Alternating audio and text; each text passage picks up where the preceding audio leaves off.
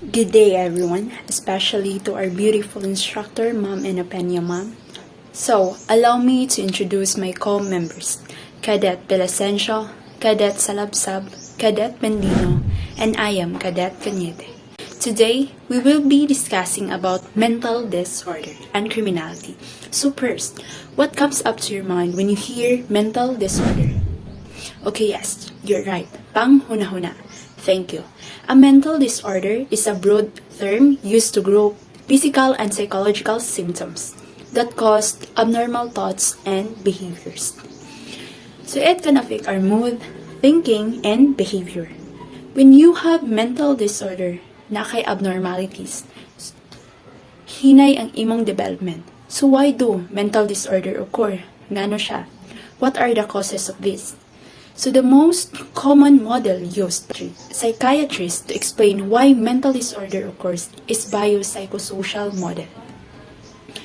Biopsychosocial model was first conceptualized by George Engel in 1977, suggesting that to understand a person's medical condition, it is not simply the biological factors to consider, but also the psychological and the social factors.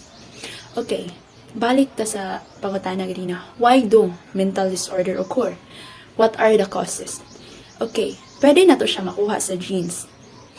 Or pwede pod, well, buros pa yung mama, gati siya mga bawal na gabot like alcohol, drugs, and sigarilyo. It can cause malfunctions sa brain na ay mga imbalances in your neurotransmitter or abnormalities in brain structure. Hangtod sa naka-interactions ka sa mga tao sa school, naka-experience ka of discriminations. Plus na abuse ka. Plus na bilong pagid ka sa broken family. So mas na-trigger na noon siyang samot. Kay stress ka, because of sa traumatic experience nga imong nagian before.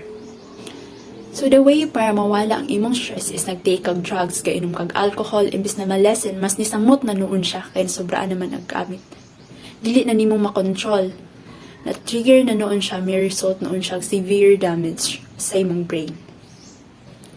What is neurosis? Neurosis is a class functional disorder involving distress but neither delusions or hallucinations, whereby behavior is not outside socially accepted norms. Those suffering from it are said to be neurotic. Neurotic people are more in touch with reality. They feel excessive stress, worry, and fear. More ilang negative emotions toward things, irritable sila, gakabalisa. They feel negative about themselves, self-doubt. For adaptations to stress, inability to cope up stress effectively. So what are the symptoms of neurosis? Anxiety reaction. Person who is feeling tense, nervous, or unable to relax, gapalpitate always ilang heart. Dissociative reactions, being outside of your own body, detached from reality. They experience memory loss or ma-amnesia. Conversion reaction. It involves the loss of one or more bodily functions. Ma-paralyze ang tao, magka-seizure or tremors, or mabuta, blindness. Obsessive-compulsive reactions. Behaviors are time-consuming. Example, compulsion. Washing your hand over and over, gabalik-balik ilang ginabuhat. Obsessive. Example, fear of making mistakes. Mahadlok, masayop. Depressive reactions. It involves depressed mood. They feel sad or empty and loss of pleasure or interest in life. You may feel failure. Depressive reaction is lahi siya sa regular nato nga mood swing. What is psychosis? Psychosis came from the word psych, means for mind and soul, and ausis for abnormal conditions. It means abnormal conditions of the mind, and it is a generic psychiatric term for a mental state often described as involving a loss of contact with reality. Psychosis person cannot be distinguished what is reality and what is not real. Those suffering from it are said to be psychotic person. Naa sila abnormal conditions of mind, makadungog sila tingog or sounds that no one else can hear. Common characteristics are hallucinations and delusions, which is false idea. Distracted sila, naa sila'y kaugalingon nilang mundo. Characteristic of psychosis. Disorientations of time. place, and or persons. Delusion, mga false beliefs. Hallucination, false perception. Bizarre behavior, difficulty to understand. Person is strange, unusual, na siya mga lihok nga unexpected. Inappropriate emotional response, dili angkop ang emotion sa situation. Distortions of thinking, exaggerated pattern of thoughts that's not based on facts. Association and judgment. Symptoms of psychosis. Evolution reactions. It demonstrates severe depressions during the evolutions period without history of psychosis. Example, Sa pagpanganak sa imong baby, dili normal ang imong delivery. Tas stress pagid ka plus trauma sa pagpanganak. Naapektuhan ang imong panghunahuna, nagka-malfunction sa imong brain, nabuang ka. Without any psychosis history. effective reaction. The emotional response to situation. Manic depressive reactions. Example is bipolar disorder. It can cause extreme mood swing that include emotional highs, mania or hypomania, and lows, which is depressions. Schizophrenic reactions. This person is easily distracted, disorganized silang thinking, ga-hallucinate always, naa sila gakadunggan nga wala nato gakadunggan as normal person. Thank you. The next topic is anxiety disorder. Anxiety is a psychological disorder that involves excessive levels of negative emotions such as nervousness, tensions, worry, fright, and anxiety. So, ang anxiety disorder, ang isa ka taong na ay anxiety disorder o panic disorder, muna sila ang is a type of mental health condition. So, muna silang maka-feel og dali mabalaka, mangulba, tas manggawa silang symptoms nga kanang mamugnaw sila, kanang magpalpitate sila, tas kanang mabalaka. So, next is anxiety. So, pareha ra gyapon sa anxiety disorder nga dali ra gyapon sila mabalaka, maka-feel gyapon sila pangulba. So, next is fear. So, imong kahadlokan. So, there is an example of symptoms of anxiety disorder. First is feeling of panic, fear, and uneasiness, uncontrollable obsessive thoughts, problem sleeping, palpitations, inability to be still and calm, nausea, muscle tensions, and dizziness.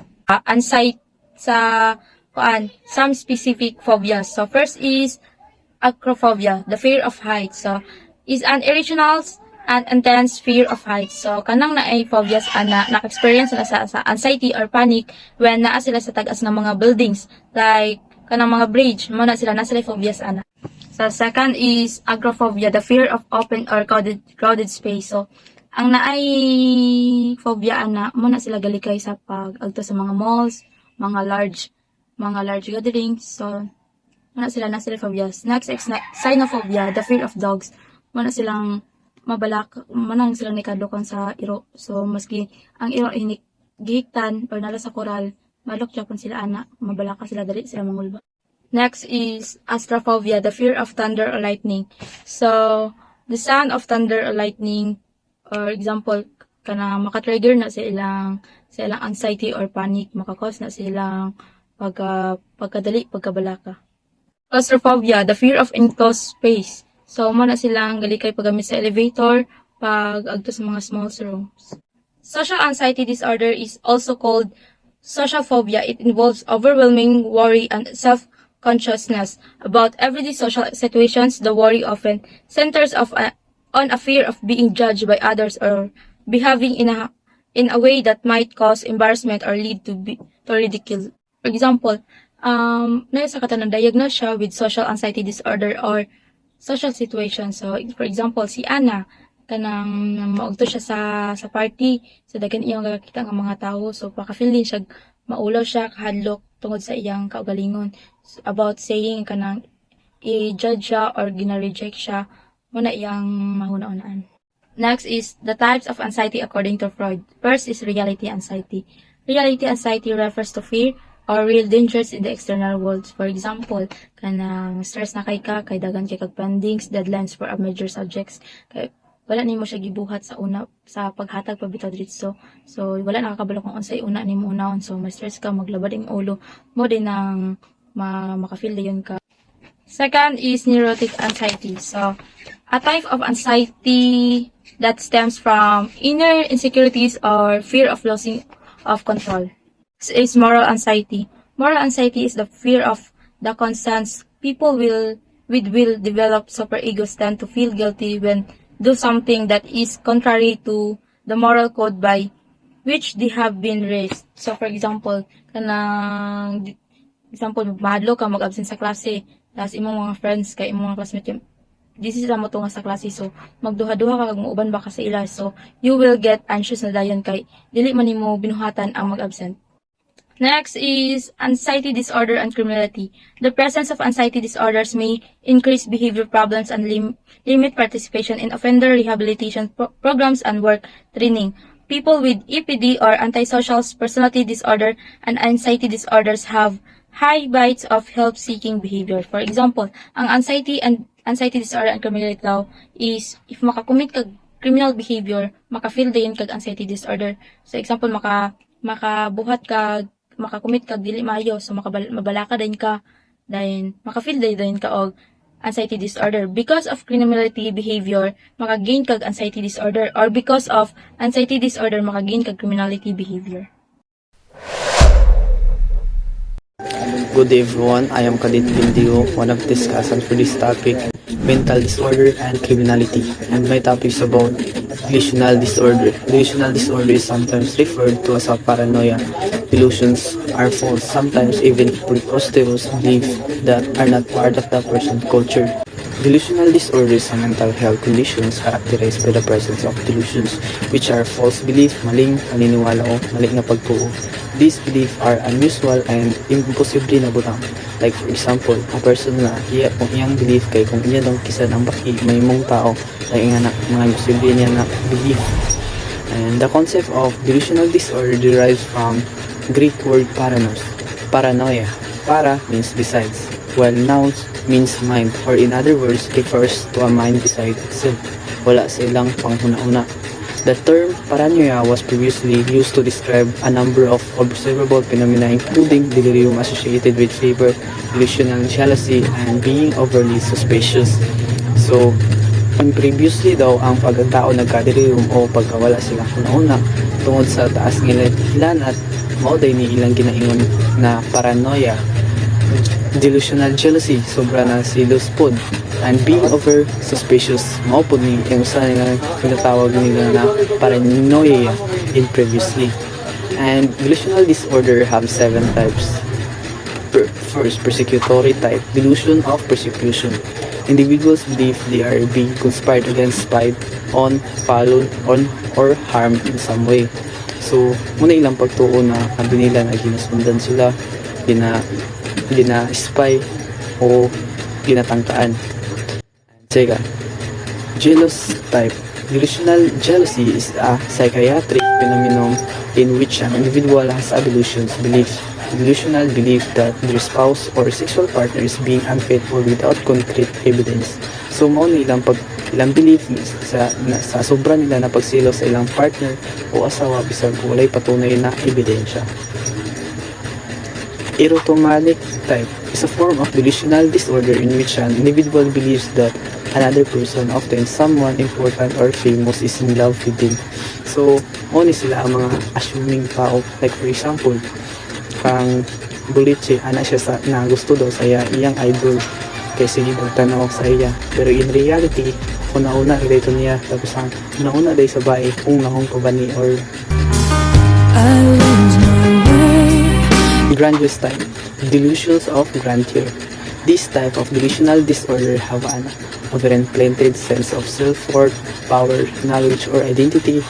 Delusion is that the individual believes he or she has an extraordinary talent or has made an important discovery.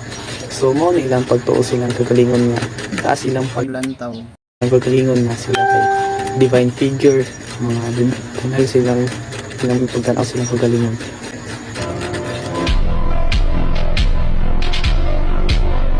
Fifth, somatic type. People with this type of delusional disorder believe that they have a physical issue or medical problem such as a parasite or a bad odor.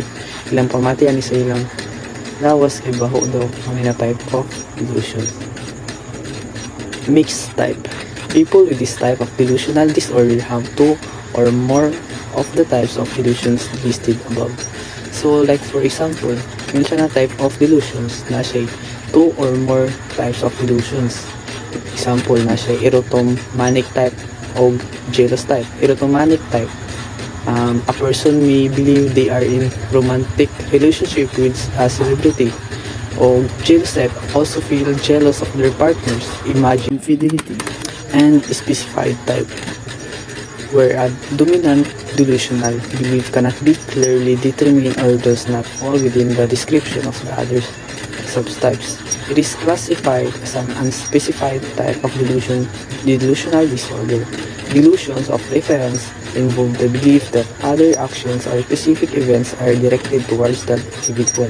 Like for example, a person has a delusional disorder o iyang pagtuo sa iyang palibot sa mga kaganapan kay about sa iya. Like for example, na siya nadunggan na mga tao nga gastroistorya sa iyang pagtuo dahil kay is about sa iya ang iyang istorya nila without any evidence or basis na nagpamatuod nga siya ang istorya. So this example of delusional disorder that does not clearly fit into a specific subtype. Hence, it is classified as an specified type.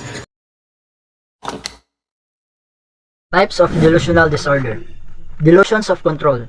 Delusions of control is the sensations that one's thought and feelings are being controlled by outside forces. So patients that has delusions of control feels that there is someone controlling their thoughts and actions. Murag na bitay mag-force sa ilahang abuhaton ang abutang. Muna siya ang delusions of control. Then ikadua, delusions of reference. Is the belief that unrelated occurrences in the external world have a special significance for the person who is being diagnosed. So patients that has delusions of reference feels that, example, kanang siya ang perme ginatapik sa ilang barangay kaya tungod sa iyang mental health conditions. Baga ginameritis bitaw siya perme kay malagi inana siya mukha na mugad to. Ikatulo is delusions of self-accusation. Is the act of accusing yourself of doing or having done something wrong. So, di feel nga, if na bitaw bagyo or earthquake bitaw, feeling nila isala nila. Baga, ginablame nila ilang kaugalingon bitaw sa mga nahitabo. Mula sa ang delusions of self-accusation. Next is, what causes of delusional disorder? Then, number one is genetic. The fact that delusional disorder is more common in people who have family member with delusional disorder or schizophrenia suggests there might be a genetic factor. It is believed that as with other mental disorder, a tendency to develop delusional disorder might be passed on from parents to their children. So, genetic daw is kanang pwede daw mapasa sa parents ang delusional disorder. Madulong siya ang bata. Ano siya ang genetic. Sa ikaduha, biological. Researchers are studying how abnormalities of certain area of the brain might be involved in the development of delusional disorder.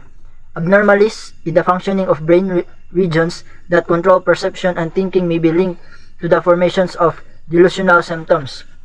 Biological disturbance of the normal state of the body and mind. Kana mura bitaw siya og kana paiba-iba bitaw yang mood swing. Kumbaga nalipay pa siya tas nasuko na pud. Ano yung mga inana ba? Ano siya ang biological. Then sa ikatulo is environmental and psychological. Evidence suggests that the delusional disorder can be triggered by stress, alcohol, and drug abuse. Also might contribute to the conditions. People who tend to be isolated, such as immigrants or those with poor sight and hearing, appear to be more vulnerable to developing delusional disorder. So stress and the abuse of drugs is the example of environmental and psychological factors. Social isolated, envy, distrust, and suspicions, and low self-esteem are also some psychological factors that may lead a person's seeking an explanation for these feelings. Ano siya, ang environmental and psychological. The next is delusions and criminality. Delusion disorder may be uncommon, but they are a reality. Those suffering from delusion disorder may seem harmless or eccentric until they commit a crime. Criminal behavior is sometimes motivated by delusional thinking. Patients with mental illness may be prone to the violence if they do not receive adequate treatment. So dapat ang nay mga mental conditions dapat gid nga matambalan sila dito kay if dili mang jud is mo na ang mag-lead sa ilaha to criminality kay wala man sila kabalo silang gibuhat. Give me a second, I need to get my story straight. My friends are in the back.